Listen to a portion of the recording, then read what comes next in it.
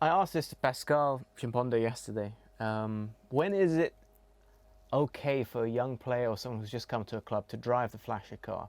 To big time Charlie. I think talking to Glenn Johnson, he bought a nice car, but he was so shy to drive it. He parked it about a mile away and walked to training every day. And someone from his team would actually pick him up thinking he didn't even have a car. Yeah.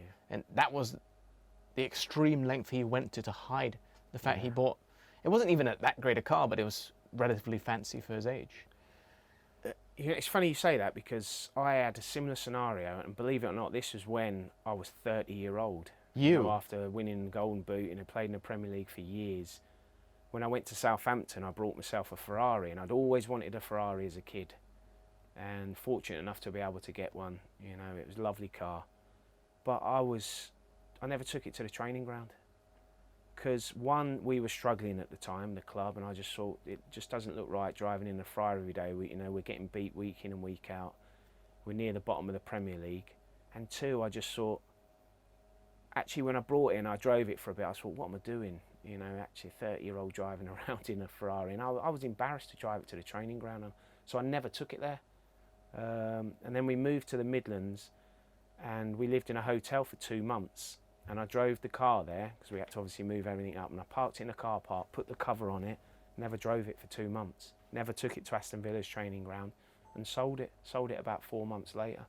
Because I just felt, I've had it, I've brought it, I can say I've had a Ferrari, but I just felt, even at 30-year-old, you know, I just still felt that it wasn't right for me to be driving around in a Ferrari. Now, I don't know whether that's part of my upbringing, the route that I came into football.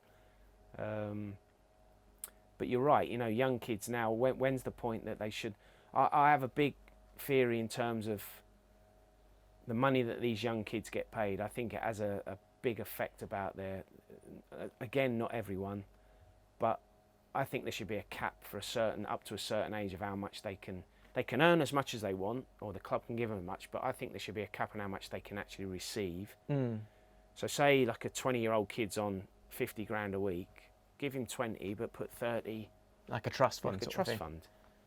A 20-year-old kid don't need 50 grand a week. No. He don't really need 20 grand a week, but, you know, just to try and help him, one, a saving scheme, but two, you know, not give him a chance to, you know, after tax of 100 grand a month, to go and blow it on gambling or whatever, you know, flash cars that can end up having accidents and speed and blah, blah, blah. Depreciating value. Correct. As well. So I know that probably never happened. It would have to take every chairman to come together to say, or that, you know, to agree a deal that, you know, this is what is going to happen. If you sign for us, you can get 20 now, and then you get 30 when you turn whatever. You get the rest when you turn 21, whenever.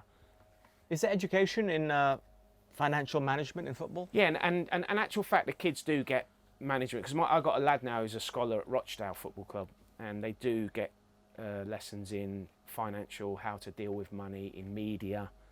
So they are getting taught it, but you can get taught as much as you like. But when you look at your bank account, if you've got 100 grand sitting in your bank account coming in every month, you're 20-year-old. What are you going to do? You're going to spend it. Yeah. Unless you've got real disciplined parents that, you know, take control. It's too tempting.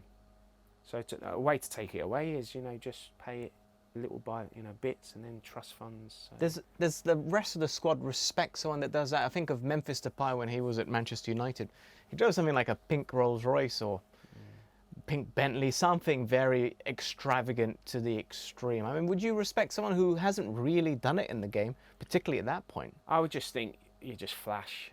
I would just think, I get it if you played 300 games in the Premier League, you've done this, if you're Messi or Ronaldo, you can drive what you want. Drive what you want. It's... Yeah, I would just think you flash. You know, are you really worried about football? Is that your main priority, or is it just, you know, you haven't really done it on the pitch, but you're still driving around in a big flash car? And you know, it's... Yeah, you certainly get players, and I know for a fact, you know, players talk about other players, and players will have a go at other players in front of them saying, what are you driving that for? You know, any chance you're running around on the Saturday and earning it? So it's... I'm not sitting here, I wouldn't begrudge anyone having a nice car you know, having a nice house. You know, I've had it, but I'd like to think that I've really earned it. Well, you got the golden shoe in yeah, Europe, but so it's, yeah, it can frustrate you. It certainly can frustrate you.